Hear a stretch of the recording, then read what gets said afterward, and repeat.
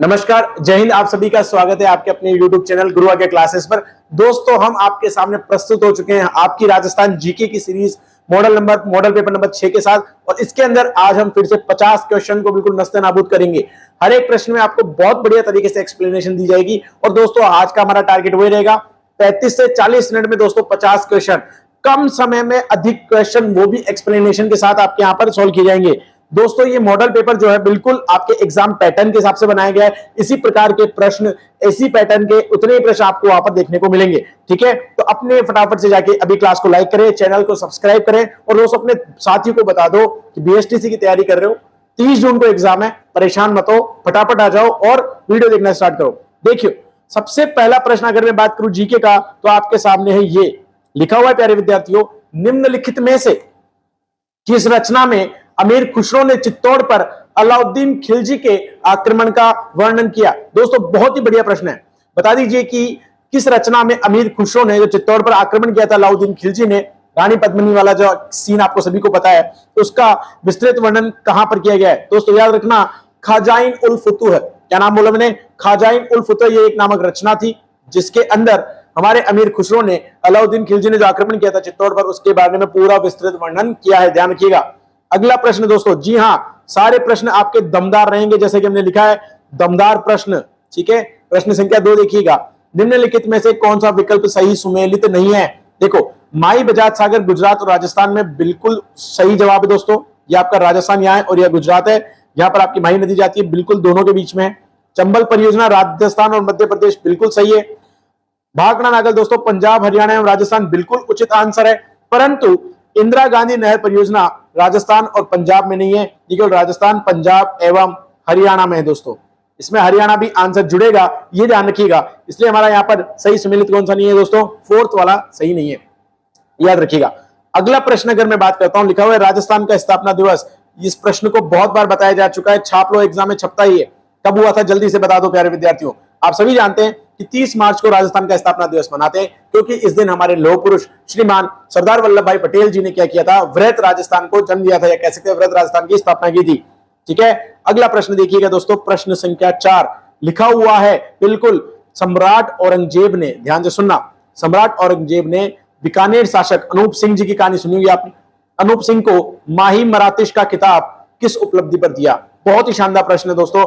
अनूप सिंह को माही मराठीश का खिताब किस उपलब्धि पर दिया? ध्यान से सुनिए, यहां पर क्या हुआ था दोस्तों? यहां पर माही मराठीश का खिताब किसको दिया? पहली बात अनूप सिंह को। तो अनूप सिंह जी ने क्या किया था? मराठों के ऊपर अटैक किया था दोस्तों। किस पर अटैक किया था? मराठों के ऊपर अटैक किया था। और आक्रमण करने के बाद इनको सफलता प्राप्त हुई। क्या प्राप्त हुई? सफलता प्राप्त हुई।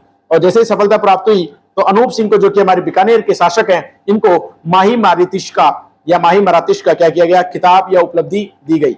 याद रखना। तो आपका आंसर क्या रहेगा दोस्तों?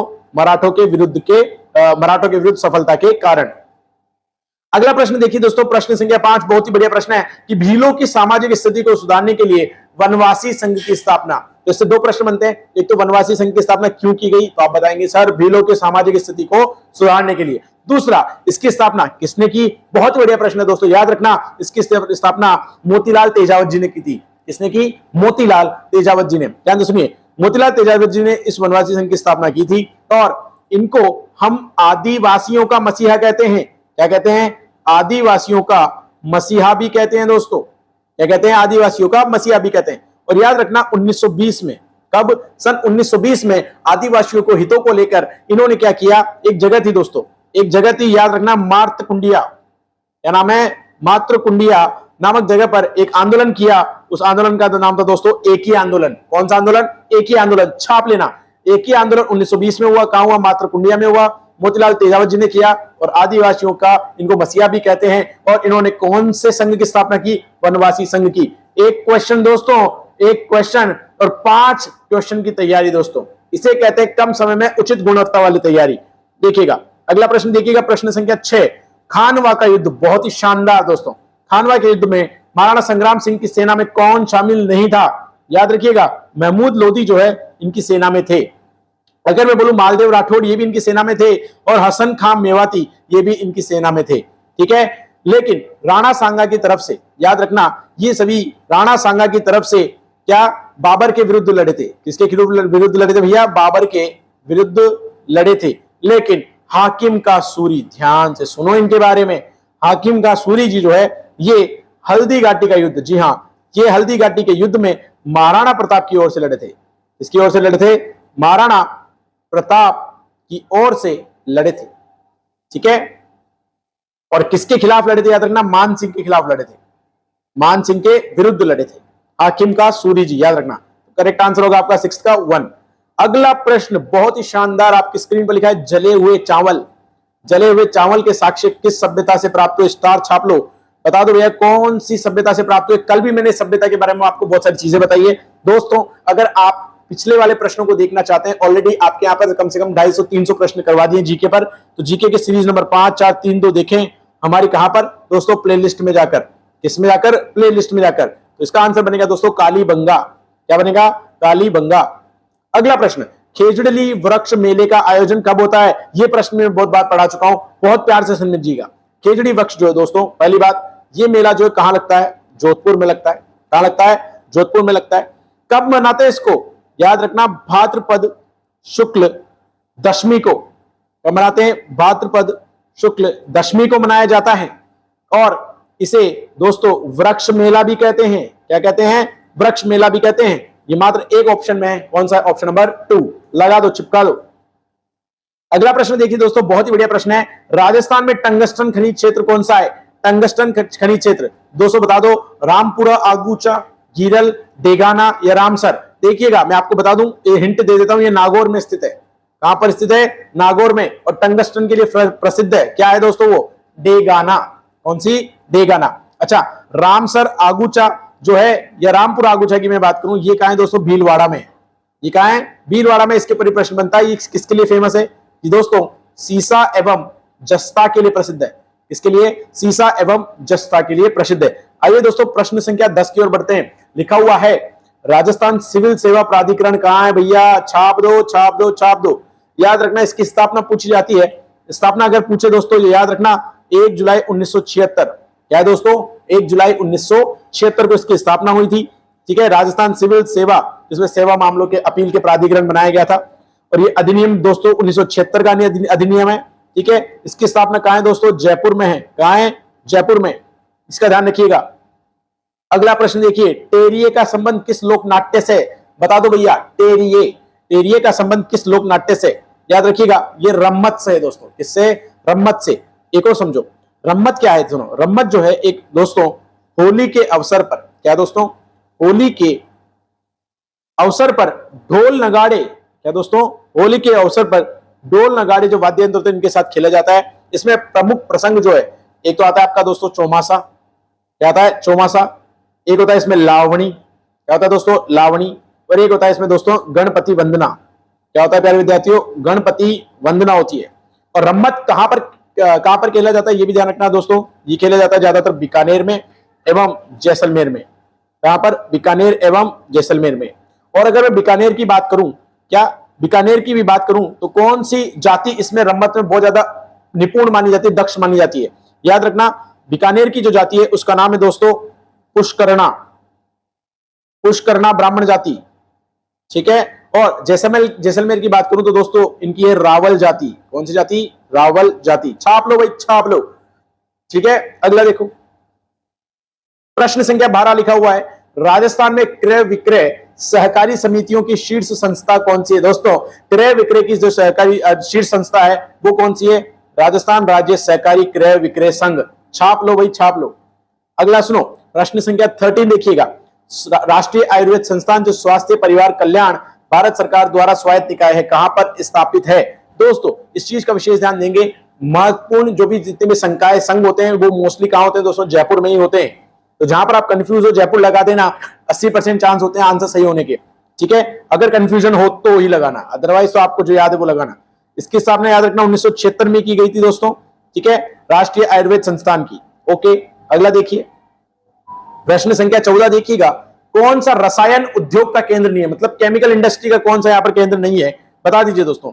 एक चीज ध्यान रखना, सवाई माधोपुर है, कोटा भी है, अलवर भी है, परंतु अगर मैं बात करूं डीडवाना, क्या दोस्तों? डीडवाना। ठीक है, डीडवाना में जो है याद रखना एक जगह है, एक कंपनी है जिसको हम बोलते हैं स्टेट केमिकल वर्क्स। कौन सी दोस्तों? स्टेट केमिकल वर्क्स, वो राजस्थान में कार्य करती है। लेकिन अगर सवाई माधोपुर की मैं बात करूं, क्या दोस्तों? सवाई माधोपुर, यहां पर कोई भी रसायन केंद्र नहीं है, यहां पर कोई भी रसायन केंद्र नहीं है। कोटा में बिल्कुल है, ये यहां पर रासायनिक खाद बनाई जाती है। क्या बनाई जाती है? रासायनिक खाद बनाई जाती है।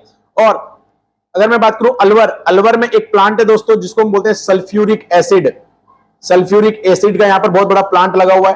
तो दोस्तों बात है, सवाई माधोपुर एक ऐसी जगह है जहां पर कोई भी रसायन उद्योग का केंद्र नहीं है। ठीक है, आइए अगले प्रश्न की ओर बढ़ते हैं प्यारे विद्यार्थियों।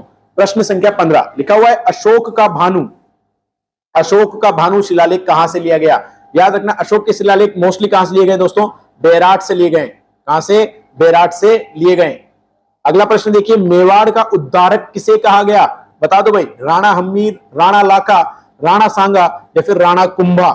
बताओ भाई कौन आंसर होगा? याद रखना, राणा लाखा जी को हम क्या बोलते हैं? मेवाड़ का उद्धारक कहते हैं। प्रश्न संख्या 17 ध्यान से देखिएगा, फुल एक्सप्लेनेशन के साथ। आभानेरी तथा राजौरगढ़ के कलात्मक वैभव किस काल के हैं? क्या ये गुज्जर प्रतिहार समय के हैं, चौहान समय के हैं, गुहिल सिसोदिया के हैं या राठौर? बता दीजिए। याद रखिएगा, आभानेरी और राजौरगढ़ दोस्तों गुज्जर प्रतिहार के कलात्मक उस समय के हैं। क्योंकि आपको मैं बताऊं, एक मंदिर है दोस्तों अहद, सुना होगा आपने, अहद का आदिवराह मंदिर, अहद का आदिवराह मंदिर। और आभानेरी जो फेमस जगह है, आभानेरी में इस जगह मंदिर का नाम है दोस्तों हर्षत माता का मंदिर। किसका मंदिर? हर्षत माता का मंदिर, हर्षत माता का मंदिर।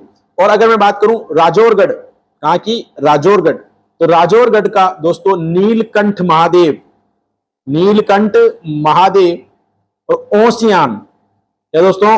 ओसिया का हरिहर मंदिर, ओसिया का हरिहर मंदिर, ये सभी मंदिर क्या है? गुर्जर प्रतिहार कालीन है। अगर चारों में से कोई सा पूछ ले, ऐद पूछ ले, आभानेरी पूछ ले या फिर आपसे पूछ ले राजौरगढ़ या ओसिया, क्या लगा के आना है? गुर्जर और प्रतिहार। ठीक है, छाप देना इसको। अगला प्रश्न देखो 18वां लिखा हुआ है, किस समिति की सिफारिश पर भारत सरकार ने मत्स्य संघ को वृहद राजस्थान में मिला दिया? जी हाँ दोस्तों, यही वृहद राजस्थान है जिसके बारे में अभी हमने पढ़ा था। 30 मार्च को मिला था और 30 मार्च को क्या मनाते हैं? राजस्थान दिवस मनाते हैं। देखिएगा किस समिति के हिसाब से बनाया गया था, बताओ किसकी सिफारिश पर हुआ था? याद रखना, शंकर देव राय। क्या दोस्तों? शंकर देव राय समिति, इसके बारे में देखिएगा। शंकर देव राय समिति के हिसाब से क्या किया हमने? मत्स्य को किस मिला दिया? वृहद राजस्थान में मिला दिया। इसमें क्या है? शंकर देव राय जी तो थे ही, साथ में 2 और सदस्य थे। एक का नाम है प्यारे दोस्तों प्रभु दलाल जी। क्या दोस्तों? प्रभु दयाल जी, बोले मिस्टेक हुई, सॉरी फॉर दैट। और एक है आपके आर के सिंह। कौन है भैया? आर के सिंह। और राजस्थान का जब एकीकरण हुआ था दोस्तों, क्या यूनिफिकेशन हुआ था, तो उस समय पर दोस्तों देखिएगा भरतपुर और धौलपुर, भरतपुर और धौलपुर रियासत जो है, यहां पर भाषा के आधार पर क्या चाहती थी? ये दोनों जाकर उत्तर प्रदेश में मिलना चाहते थे। कहां पर भैया? यूपी में मिलना चाहते थे। और उस समय क्या हुआ? रसद विभाग जो है हमारा, कौन भैया? रसद विभाग, उसने क्या किया? वहां की जनता की राय जानी, कहां की? भरतपुर और धौलपुर की राय जानी और उनको बोला भाई क्या चाहते हो तुम? और उनसे पूछने के बाद इन्होंने एक कमेटी का गठन किया, शंकर देव राय कमेटी का। उसके बाद ही क्या हुआ? आपका मत्स्य संघ को वृहद राजस्थान में मिला दिया दोस्तों। बहुत ही बढ़िया प्रश्न है। आइए दोस्तों, बहुत ही शानदार प्रश्न, प्रश्न संख्या 19 दोस्तों, ब्लैक पॉटरी, क्या लिखा है? ब्लैक पॉटरी कहां की प्रसिद्ध है? करौली, कोटा, जयपुर, अलवर? फटाक से सटीक आंसर होना चाहिए, फटाक से सटीक आंसर। बहुत बढ़िया, बता दो ब्लैक पॉटरी कहां की है? याद रखना, कोटा की फेमस है। कहां की? कोटा की। ये तो यार, ये तो आप आंसर बता सकते हो, बिना रुके, गलत मत करना। चंपाकली आभूषण पहना जाता है हाथों में, है हाथों में, पैरों में, सिर पर या गले में? बता देना दोस्तों, कहां पर? गले में पहना जाता है। अगला देखो, राजस्थान में आखिरी बार राष्ट्रपति शासन लगाया गया, बहुत बढ़िया बात है। लेकिन ये बताओ, लगाते समय हमारे राज्यपाल कौन थे? हमारे राज्यपाल कौन थे? ये ध्यान रखना है, प्रश्न पूछा जाता है प्यारे विद्यार्थियों। एम चन्ना रेड्डी। उस समय जब हमारे यहाँ पर राष्ट्रपति शासन लगा, जिसको हम बोलते हैं प्यारे विद्यार्थियों प्रेसिडेंशियल रूल। क्या बोलते हैं? प्रेसिडेंशियल रूल या राष्ट्रपति शासन। तो उस समय हमारे राज्यपाल जो थे वो कौन थे? एम चन्ना रेड्डी साहब थे। 22वां प्रश्न, चलो ठीक है, इसमें ध्यान से पढ़ना कि राजस्थान में प्रथम ग्राम न्यायालय की स्थापना कहां हुई? क्या शानदार प्रश्न है। आहा, देखो ग्राम न्यायालय की स्थापना की अगर मैं बात करूं, हमारे यहां पर राजस्थान में गांव है भैया बस्सी। कौन सा? बस्सी। इस बस्सी में क्या हुआ भैया? सुनो, 27 नवंबर को 2010 में 27 नवंबर 2010 को यहां पर उद्घाटन किया गया। उस समय हमारे लॉ मिनिस्टर, जिसे हम कहते हैं कानून मंत्री, कौन से मंत्री साहब? कानून मंत्री साहब जो है, इनका नाम था वीरप्पा मोइली। क्या नाम है? वीरप्पा मोइली। उन्होंने क्या किया था? इस न्यायालय की स्थापना की थी। ठीक है, तो ये भी प्रश्न आपसे पूछा जा सकता है। आइए थोड़ा स्पीड से चलते हैं। देखिएगा प्रश्न संख्या 23, जल्दी जल्दी टिक करेंगे। राजस्थान मंत्री परिषद सामूहिक रूप से उत्तरदायी किसके लिए होता है? देखो, राजस्थान मंत्री परिषद की बात करें, सॉरी राज्य मंत्री परिषद, देखो इसको बोलते हैं कैबिनेट। क्या बोलते हैं? कैबिनेट। जैसे अगर हम संसद की बात करेंगे तो प्राइम मिनिस्टर होंगे, प्राइम मिनिस्टर के साथ मिनिस्टर्स होंगे, मिनिस्टर किसको हम कह सकते हैं किसके लिए उत्तरदायित्व होंगे? उनका होगा लोकसभा के लिए। और अगर हम राज्य की बात करेंगे दोस्तों, किसके लिए उत्तरदायित्व होगा इनका? विधानसभा के प्रति। किसके प्रति दोस्तों? विधानसभा के प्रति इनका उत्तरदायित्व होगा। अगला प्रश्न देखिए, अगर मैं प्रशासनिक कार्यों में हिंदी भाषा की बात करूं, इसके प्रयोग को अनिवार्य करने के लिए राजस्थान राजभाषा अधिनियम, राजस्थान मांगे राजस्थानी, एक बहुत ही बड़ा हम कह सकते हैं आंदोलन चलाए दोस्तों, ध्यान रखना। राजस्थान राजभाषा अधिनियम 1963 में किस वर्ष में संशोधन किया गया? इसमें याद रखना दोस्तों, 63 में तो ये आया था, और इसमें जो चेंज किया गया दोस्तों 67 में किया था, मतलब सन 1967, याद रखना। अगले प्रश्न में चलते हैं। राजस्थान का प्रथम भाषा सर्वेक्षक किसे कहते हैं? बता दो भाई, प्रथम भाषा सर्वेक्षक किसे कहते हैं? भाषा सर्वेक्षक की बात करिए, जेम्स टॉड ने तो स्थापना मतलब खोज की थी, नहीं शब्द की खोज कीजिए, हटाइए। आंसर क्या आएगा इसमें? जॉर्ज मैक्लिस्टर। स्टार बना लो, जॉर्ज मैक्लिस्टर। आओ भाई, राजस्थान के इतिहास में पीथल नाम से कौन प्रसिद्ध है? यार ये तो बता सकते हो, राजस्थान के इतिहास में पीथल नाम से कौन प्रसिद्ध है? कल्याणमल जी, पृथ्वीराज राठौड़ जी, राय सिंह जी या कर्ण सिंह जी? बता दीजिए भैया। याद रखना, पृथ्वीराज राठौड़ जी जो हैं वो पीथल नाम से प्रसिद्ध हैं। अगले प्रश्न की ओर बढ़ते हैं। देखिए, कोटा में किस पॉलिटिकल एजेंट का सिर काटकर, अरे भैया बिल्कुल बिल्कुल, यहां पर एक कविता भी थी, सर काट दियो अंग्रेज को और लटका दियो कड़े दरवाजा पे। तो ये कहानी, एक कविता भी बनाई गई थी। कौन से एजेंट का सिर काटा गया था? बता दीजिए दोस्तों। उसमें था मोक मैसन। ये मोंक मत करना, मोक मैसन जो है, इनका क्या किया गया था? सर काटकर दोस्तों दरवाजे पर लटका दिया था, दरवाजे पर लटका दिया था दोस्तों। याद रखिए, कोटा की बात है। 28वां प्रश्न है, राजस्थान लोक सेवा गारंटी अधिनियम, छाप लो भैया, छाप लो। लोक सेवा गारंटी अधिनियम कब पारित किया गया? भैया देखो, बाल दिवस कब मनाते हैं? आप कहेंगे सर ये तो आता है 14 नवंबर को मनाते हैं। 14 नवंबर मनाते हैं, तो याद रखना गारंटी भी तब की है, कब की? 14 नवंबर 2011 की। चलो बहुत बढ़िया जी। आओ अब ध्यान से पढ़ना। राजस्थान में भामाशाह योजना, आने वाला प्रश्न है, टपकने वाला प्रश्न है किसी न किसी एग्जाम में। लिखा है भामाशाह योजना कब प्रारंभ हुई? भाई 15 अगस्त 2014 को ही, 21 को ही, कि 17 को ही, कि 12 को? सुनिएगा, ये भामाशाह योजना जो है, ये सबसे बड़ी योजना है किसकी? महिला सशक्तिकरण की। किसकी दोस्तों? महिला सशक्तिकरण की सबसे बड़ी योजना है। और इस योजना में क्या किया गया? महिलाओं को परिवार का प्यारे विद्यार्थियों मुखिया माना गया। क्या माना गया भाई? मुखिया माना गया। और इसकी योजना का हम कह सकते हैं शुरुआत जो हुई 15 अगस्त तो की गई, लेकिन याद रखना दोस्तों 2014 में की गई थी। कब की गई? 2014 में की गई थी। छाप लो। अगला प्रश्न देखो, प्रश्न संख्या 30। मात्र 18 से 20 मिनट में आपके 30 प्रश्न हो चुके हैं, और हमारा टारगेट है 35 से 40 मिनट में 50 प्रश्न विद एक्सप्लेनेशन। आइए प्रश्न संख्या 30 देखिएगा। राजस्थान में मूर्ति कला का व्यवस्थित विकास किस काल में हुआ? मूर्ति कला का व्यवस्थित विकास पूछा, विकास नहीं पूछा, व्यवस्थित मतलब ऑर्गेनाइज तरीके से कब हुआ था? याद रखना, ये ऑर्गेनाइज तरीके से हुआ था दोस्तों मौर्य काल में। कौन से काल में? मौर्य काल में। और अगर मैं बात करूं कि राजस्थान में काले, सफेद, ध्यान से सुनना, काले, सफेद, भूरे और हल्के स्लेटी रंग और हरे और गुलाबी, ये कुछ पत्थर हैं। इन पत्थरों पर अलग अलग मूर्तियां बनी हुई दिखी। कौन कौन से कलर? काले, सफेद, भूरे, हल्के स्लेटी, हरे और गुलाबी। और इसके अलावा भी जैसे पीतल या धातु की मूर्तियां भी हमें देखने को मिलती है। कौन से काल में बेटा? मौर्य काल में। ठीक है, आइए जी अगला प्रश्न देखो बेटा, प्रश्न संख्या 31। ये कहता है राजस्थान मुख्यमंत्री का 7 सूत्रीय कार्यक्रम, 7 सूत्रीय कार्यक्रम 2009-2010 में जो आया था, ये किस चीज से संबंधित है? सुनो भाई, ये 7 सूत्रीय कार्यक्रम किस पर है? ध्यान से सुनो। इसका मेन उद्देश्य था नारी सशक्तिकरण। अच्छा ये भी सुनो, 7 सूत्र क्या थे? पहला सूत्र था दोस्तों सुरक्षित मातृत्व, सुन लेना, सुरक्षित मातृत्व। दूसरी बात करें तो IMR में कमी, IMR में कमी। दोस्तों IMR होता है इन्फेंट मोर्टिलिटी रेट, मतलब जब 1 साल से पहले बच्चों की मृत्यु होता आती है उस दर को कम करना। तीसरा होता है दोस्तों इसमें जनसंख्या का स्तरीकरण, मतलब जनसंख्या को क्या करने का, रोकने का।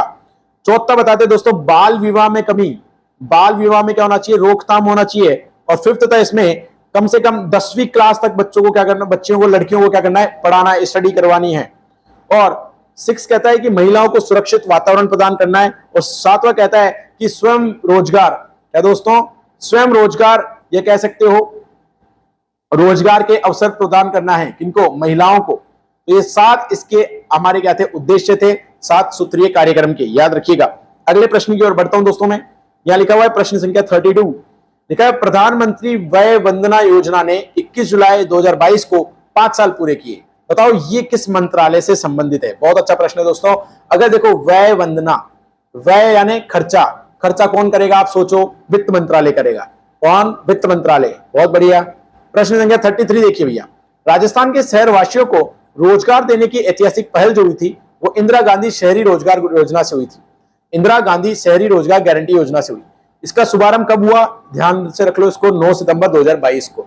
अच्छा, प्रश्न ये पूछा है कहां से किया, प्रश्न क्या पूछा है कहां से, तो याद रखना दोस्तों इसका जो उद्घाटन है, ये शुभारंभ जो जयपुर से तो किया था, लेकिन जयपुर में भी डीप प्रश्न आया है खानिया की बावड़ी से। कहां से दोस्तों, खानिया की बावड़ी से। 4 घोड़ों की बावड़ी, जग्गा बावड़ी, पन्ना मीणा की बावड़ी आंसर नहीं है, ध्यान रखना, खानिया की बावड़ी आंसर है। अगला प्रश्न देखिए, राजस्थान का मरुस्थलीय प्रदेश भूगर्भिक दृष्टि से प्राचीन भूखंड का भाग है, ये मैंने पहले भी बताया था, कौन से, देखिए ये मरुस्थलीय प्रदेश की बात हुई है, मरुस्थलीय प्रदेश की बात हुई तो आंसर आएगा दोस्तों तैतीस सागर। क्या आएगा, तैतीस सागर। बहुत सालों पहले, मिलियन ईयर्स अगो, जब इंडिया की जो भू प्रॉपर्टी है, जमीन है, वो जब ऊपर की तरफ खिसक रही थी तो यहां पर क्या हुआ, एक सागर था तैतीस सागर, उसकी जमीन क्या हुई, थोड़ी ऊपर की तरफ आई, और आप जानते हैं सागर के नीचे नमक ही नमक होता है, और वो जब पानी चला गया तो क्या बना, डेजर्ट बना, हम कह सकते हैं क्या बना, आपका मरुस्थल बना। तो मरुस्थल की उपज कहां से हुई भैया, सागर से हुई है, 33 सागर से। बहुत बढ़िया। अगला प्रश्न देखिए 35, राजस्थान में सर्वाधिक नदियां किस संभाग में हैं। बहुत ही शानदार प्रश्न है, याद से सुनो। राजस्थान में देखिए अब तक के जो आपके एग्जाम में आने वाला है उसके हिसाब से याद रखना 7 संभाग है। कितने संभाग है भाई, 7। 7 के नाम अगर मैं बताऊं तो पहला आपके पास है दोस्तों जयपुर, दूसरा है आपका प्यारे जोधपुर, तीसरा है आपका कोटा, फिर आता है आपका अजमेर, ध्यान से सुन लेना, फिर आता है आपका उदयपुर, फिर आता है आपका बीकानेर, और आता है आपका भरतपुर। ये 7 संभाग है भाई। अगर अब इनसे देखो बनने वाले प्रश्न सुनो, अगर वैसे इसके आंसर में तो कोई दिक्कत नहीं, कोटा संभाग में है, कोटा में आपकी चंबल वंबल बहुत सारी नदियां भी है ना। अब सुनो इससे प्रश्न क्या बनते हैं। सबसे पहला बोल दे भैया, जनसंख्या की दृष्टि से बताओ सबसे बड़ा संभाग, तो याद रखना चिपका देना जयपुर सबसे बड़ा। सबसे छोटा पूछ ले तो याद रखना बीकानेर, कौन सा, बीकानेर। अगर क्षेत्रफल की दृष्टि से पूछे तो सबसे बड़ा लगा देना क्या, जोधपुर, इससे क्षेत्रफल से। और सबसे छोटा पूछे तो लगा देना भरतपुर, कौन सा, भरतपुर। 4 आंसर, 4 क्वेश्चन मैंने और बताए। 7 संभाग हैं, सबसे बड़ा जनसंख्या से जयपुर, छोटा बीकानेर, अगर क्षेत्रफल पूछे तो जोधपुर, और छोटा पूछे तो याद रखना भरतपुर आंसर होगा। आओ भाई प्रश्न संख्या 36 पर चलते हैं। लिखा हुआ है अर्ध शुष्क जलवायु वाला जिला कौन सा है। जोधपुर, जयपुर, प्रतापगढ़, झालावाड़। देखो भाई जोधपुर ही है जिसको हम अर्ध शुष्क जलवायु कह सकते हैं। बात ध्यान से सुनो, अगर अर्ध शुष्क जलवायु और भी आ जाए और मान लो ऑप्शन अलग हो तो कैसे करेंगे सर बताओ। देखो भाई अगर मान लो ऑप्शन में बीकानेर आए तो भी करेक्ट है, चूरू आए तो भी करेक्ट है, जालोर आ जाए भाई, जालोर आ जाए तो भी करेक्ट है, अगर नागौर आ जाए तो भी करेक्ट है, और अगर 2 और है आपके झुंझुनू और जोधपुर, ये 6 हैं। वापस बोल रहा हूं, बीकानेर, चूरू, जालोर, नागौर, झुंझुनू और जोधपुर, अगर ये 6 आ जाएं, 6 में से कोई सा भी आ जाए वो आपका अर्ध शुष्क जलवायु वाला जिला होगा। छाप देना वहां पे, ठीक है। आ जाओ भाई अगला प्रश्न सुनो भैया, निम्न में से किस खनिज, ध्यान से सुनो, निम्न में से किस खनिज उत्पादन में राजस्थान देश में प्रथम स्थान पर नहीं है। क्या प्रश्न है, हर बार प्रथम स्थान तो पूछ लेते हैं लेकिन कौन से में नहीं है। याद रखना है किस में नहीं है, तांबा में नहीं है भैया, किसमें नहीं है, तांबा में नहीं है। सुनो भाई देखो खनिज के उत्पादन की बात करें तो सुनना, सीसा और जस्ता पूछ ले, कौन सा, सीसा और जस्ता। तो याद रखना उदयपुर सबसे फेमस है, ठीक है। उदयपुर में जगह पूछ ले, जावर, देबारी, मोचिया, मगरा। राजसमंद पूछ ले तो राजपुरा और दरीबा, भीलवाड़ा पूछ ले तो रामपुरा अगूचा अभी नाम आया था, और सवाई माधोपुर में चौथका बरवाड़ा जगह का नाम, ठीक है। और अगर तांबा देखें तो ज्यादातर होता अपने राजस्थान में झुंझुनू में, है ना, अलवर में और उदयपुर में। बाकी संगमरमर तो आप जानते हैं, सफेद मार्बल मकराना नागौर में फेमस है ना। और अगर एस्बेस्टॉस की बात करें, एस्बेस्टॉस की बात करें सबसे ज्यादा होता है उदयपुर में। कहां पर? उदयपुर में होता है, ये ध्यान रखिएगा। अगले प्रश्न 38 की तरफ बढ़ते हैं। मेवाड़ में किसान आंदोलन के समय किसने कहा था मेवाड़ अराजकता का गढ़ बनता जा रहा है? बता दो भाई, मेवाड़ अराजकता का गढ़ बनता जा रहा है, ये किसने कहा था? याद रखिएगा, ये रॉबर्ट हॉलैंड साहब ने कहा था। किसने कहा था? रॉबर्ट हॉलैंड साहब ने कहा था। प्रश्न संख्या 39 देखिएगा, लिखा हुआ है the story of the integration of Indian states. क्या बात है, वापस बोलता हूं, the story of the integration बोले तो क्या करने का? एकजुट राजस्थान बनाने का, एकीकरण ऑफ द इंडियन स्टेट। ये पुस्तक किसने लिखी? छाप दो भैया, बता दो आंसर। विजय सिंह पथिक, के मुंशी, वीपी मेनन या फिर एनवी गॉडगिल? बता दो भाई कौन है आंसर। जो आंसर बताएगा जीत जाएगा भैया आज की रेस। याद रखना 39 का आंसर होगा आपका वीपी मेनन साहब। कौन होगा भैया? वीपी मेनन साहब होंगे। अगला प्रश्न देखिएगा, वह चौहान शासक जिसने शासनकाल को चौहानों के साम्राज्य का निर्माण काल कहा था। यह प्रश्न पिछली क्लास में भी आया था, याद रखिएगा दोस्तों। चौहान काल को हम कह सकते हैं उनका निर्माण किसने करा था? प्रॉपर अजय राज जी ने किया था। किसने किया था? अजय राज जी ने किया था। एक प्रश्न मैं आपसे पूछता हूं, कल मैंने पढ़ाया था, देखते कितने को भाई याद है। भाई संप सभा, नॉर्मल नॉलेज की बात कर रहा हूं मैं, संप सभा जो है अलग से पूछ रहा हूं, इसकी स्थापना किसने की थी? बता दो। याद रखना गोविंद गिरी जी ने की थी, मैंने कल भी पढ़ाया था, गोविंद गिरी जी ने 1883 में। इसका स्क्रीनशॉट ले लेना।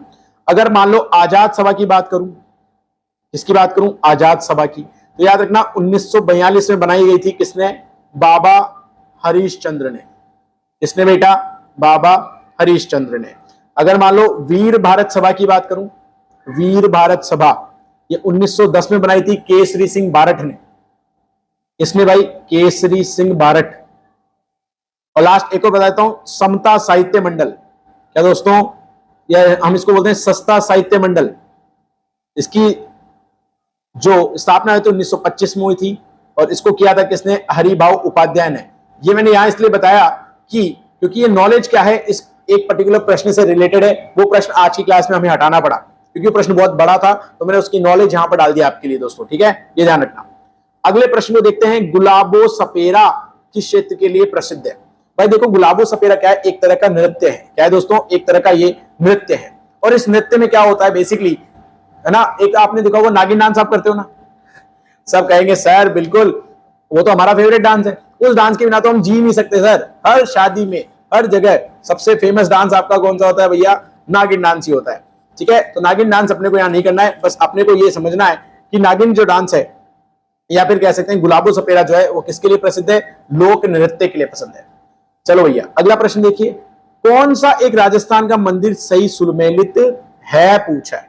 क्या पूछा है? सही सुमेलित है। अब सुनो मेरी बात, एकलिंग जी का मंदिर जो है माउंट आबू है क्या? नहीं। कहां पर है? यह कैलाशपुरी। कहां पर भैया? कैलाशपुरी, जो कि है आपका उदयपुर में। कहां पर है? उदयपुर। अगर सूर्य मंदिर की बात करूं तो ये उदयपुर थोड़ी है, यह है तलवाड़ा। कहां है भैया? तलवाड़ा। यह है बांसवाड़ा में, ठीक है साहब। अगर दिलवाड़ा की बात करूं तो ओशिया नहीं आएगा, आबू आएगा, मतलब सिरोही आएगा। अब करणी माता की बात करूं तो बहुत बढ़िया भैया, Deshnoke Bikaner is the correct answer. प्रश्न संख्या 42 पर भैया ट्रिपल स्टार बना लीजिए। चार चीजें मैंने आपको बताई है। एकलिंग जी का मंदिर का है कैलाशपुरी में, उदयपुर है। सूर्य मंदिर आपका तलवाड़ा बांसवाड़ा में, और दिलवाड़ा का ओशिया में नहीं आएगा, आबू सिरोही में है, ठीक है, बहुत बढ़िया। और भाई अगले प्रश्न की ओर बढ़ता हूं मैं, 43। देखिए समय का अभाव है, हमारा टारगेट है 35 से 40 मिनट, और बढ़िया बढ़िया आराम से एक्सप्लेनेशन चल रही है ना। देखो, राजस्थान के कौन से क्षेत्र में चैत्र शुक्ल पंचमी को गुलाबी गणगौर मनाई जाती है? अरे भाई गणगौर बहुत ही फेमस है, बहुत ही फेमस। देखो एक चीज याद रखना, ये एक जगह अपने पास भैया राजसमंद। क्या है? राजसमंद। तो राजसमंद में हम क्या करते हैं? गुलाबी गणगौर बड़ी धूमधाम से मनाते हैं। अब आप बोलोगे सर राजसमंद तो ऑप्शन में नहीं है। अरे भैया नाथ द्वारा कहाँ है? राज संबंध में है, तो करेक्ट आंसर हो गया, डरने का नहीं बिल्कुल भी, है ना। अब 44 देखो कि मोहम्मद शाह और साहिब राम किस राजस्थानी चित्रकला के लिए प्रसिद्ध है। सुनो भाई, यहां पर क्या है, आप सभी को पता होना चाहिए, जयपुर जो चित्रकला है, ध्यान से सुनना, जयपुर जो चित्रकला है इसमें भक्ति, आह और श्रृंगार, क्या दोस्तों, भक्ति एवं श्रृंगार का सुंदर हम कह सकते हैं समन्वय मिलता है। जैसे कृष्ण लीला, या मान लो राग रागिनी, या हम कह सकते हैं रास लीला, ये अतिरिक्त, या मान लो उनके शिकार की बात हो, कृष्ण लीला के शिकार, बहुत सारी लड़ाइयां, इन सबके बहुत सारे चित्र आपको देखने को मिलते हैं इस पर्टिकुलर शैली में, राजस्थानी चित्रकला की में। और याद रखना, ईश्वर सिंह भी एक फेमस नाम है, जो कि मोहम्मद शाह और साहिब राम जी के समय ही थे। इन्होंने क्या किया था, एक आदम कद का चित्र बनाया था। क्या बनाया था, आदम कद का चित्र बनाया था, और एक नई परंपरा का विकास किया था। आ जाओ भाई, प्रश्न संख्या 45, पुरुषों द्वारा पहने जाने वाला आभूषण, ये यार ये तो आपको याद होना चाहिए, बोरला मुर्किया टड्डा क बंगड़ी, बोरला मुर्किया क टड्डा क बंगड़ी, बता दो भैया। याद रखना, पुरुषों द्वारा कानों में पहना जाता है, क्या कानों में पहना जाता है, वो क्या है दोस्तों, मुर्किया। क्या है भैया, कानों में पहने जाने वाला क्या है, मुर्किया है, जो पुरुषों द्वारा पहना जाता है। प्रश्न संख्या दोस्तों 46, राजस्थान का एकीकरण कितने चरण में हुआ। इतना हलवा परोस दिया, क्या दोस्तों, इतना हलवा परोस दिया कि हमने इसको नस्ते नाबूद कर दिया। लेकिन ये मत सोचना मैं आंसर को यही छोड़ दूंगा, 7 आंसर कर दोगे, मैं आपको सारे याद करूंगा। सुनो भाई, अच्छा इसको पूरा याद रखना, 7 चरणों में तो हुआ था, लेकिन टोटल समय कितना लगा था, याद रखना, 8 साल 7 महीने और 14 दिन का समय लगा था। 8, 7 और 14 याद रखना। दूसरी बात, 7 चरणों में हुआ था, नाम याद रखना, पहला है मत्स्य संघ, दूसरा आपको पता होना चाहिए पूर्व राजस्थान, तीसरा है आपका संयुक्त राजस्थान, चौथा है बेटा आपका वृहद राजस्थान, पांचवा है आपका संयुक्त वृहद, क्या दोस्तों, संयुक्त वृहद, और फिर है आपका राजस्थान संघ, और फिर आपका है राजस्थान अंत में। ठीक है, इसको याद करने का तरीका बता देता हूं। एक नंबर याद रखना है आपको, बोलो 18, 25, बोलो 18, 25, 18, 30, बोलो 18, 25, 18, 30, 15, 26, 1, बोलो 18, 25, 18, 30, 15, 26, 1, ये याद हो जाएगा। ठीक है, अब सुनो, 2 में तो याद रखना मार्च, और फिर आएगा अप्रैल और मार्च, बोलो मार्च, अप्रैल, मार्च, 4 याद हो गए। ठीक है, फिर आएगा दोस्तों मई, जनवरी और नवंबर, क्या दोस्तों, मई, जनवरी, नवंबर, बोलो मार्च, अप्रैल, मार्च, फिर मई, फिर जनवरी और फिर नवंबर। अगर साल की बात करें, मैथ आती है आपको, 4, 3, 2, 1 बोल सकते हो। ठीक है, तो याद रखना, आपको बोलना है 3, 2, 1, 1। सुनो, 1948 तो 3 बार में आएगा, 48 लिख दोगे। ठीक है, 49 जो आएगा 2 बार आएगा, 49 लिख दोगे। फिर आएगा 1 बार में 50 और 1 बार में 56। तो ये 7 चरण बिल्कुल एक शॉर्ट तरीके में खत्म। सुनो वापस, 18, 25, 18, 30, 15, 26, 1, ये तो हुई तारीख। अगर मंथ की बात करूं तो मार्च, अप्रैल, मार्च, मई, जनवरी, नवंबर। और अगर साल की बात करूं 48, 49, और फिर 50 और 56। ये 7 चरण, 7 तारीख विदिन 1 मिनट में खत्म। छाप लेना दिमाग में। अगला प्रश्न देखो भैया, 47वां प्रश्न कहता है प्यारे विद्यार्थियों कि राजस्थान के किस दुर्ग के बारे में अबुल फजल ने कहा कि अन्य दुर्ग नंगे हैं, दुर्ग बख्तरबंद है। अन्य दुर्ग नंगे हैं, यह दुर्ग बख्तरबंद है। याद रखना, ये हमारा फेमस दुर्ग है, कौन सा, रणथंबोर दोस्तों, जो सवाई माधोपुर में, उसके बारे में कहा गया था अबुल फजल ने। अगला प्रश्न देखो, ललित विग्रह, क्या दोस्तों, ललित विग्रह का रचयिता कौन था। सोमदेव जी थे, वत्सराज जी थे, मीरभोज या विग्रहराज, बता दीजिए दोस्तों। याद रखना, ये कवि सोमदेव जी जो हैं इस ललित विग्रह का क्या कह सकते हैं हम, रचयिता थे। अगला प्रश्न देखिए प्यारे विद्यार्थियों, 40 कह सकते हैं 9, राजस्थान का एकमात्र विभीषण मंदिर। आहा, बहुत ही मतलब ये कह रहा हूं, ये छपने वाले प्रश्नों की लड़ी है दोस्तों। विभीषण मंदिर कहां है, याद रखना, ये बाड़मेर में है भैया। कहां है, बाड़मेर में। अब आप बोलोगे गुरुजी यार बाड़मेर कहां लिखा है, अरे भाई बाड़मेर नहीं लिखा, सुनो तो सही मेरी बात, क्या सुनो, बाड़मेर में एक चीज याद रखना, एक जगह आती है किराडू, क्या आता है, किराडू। ठीक है, और दूसरी बात, एक जगह का नाम आता है इसमें केथून, क्या आता है, केथून। किराडू में तो क्या है, सोमेश्वर मंदिर है। क्या है दोस्तों इसमें, सोमेश्वर मंदिर, ध्यान से सुनना, सोमेश्वर मंदिर, ये गुर्जर प्रतिहार के समय बनाया गया था। और केथून जो है वो कहां है, कोटा में है। कहां है, कोटा में। यहां पर क्या है, विभीषण मंदिर है एकमात्र।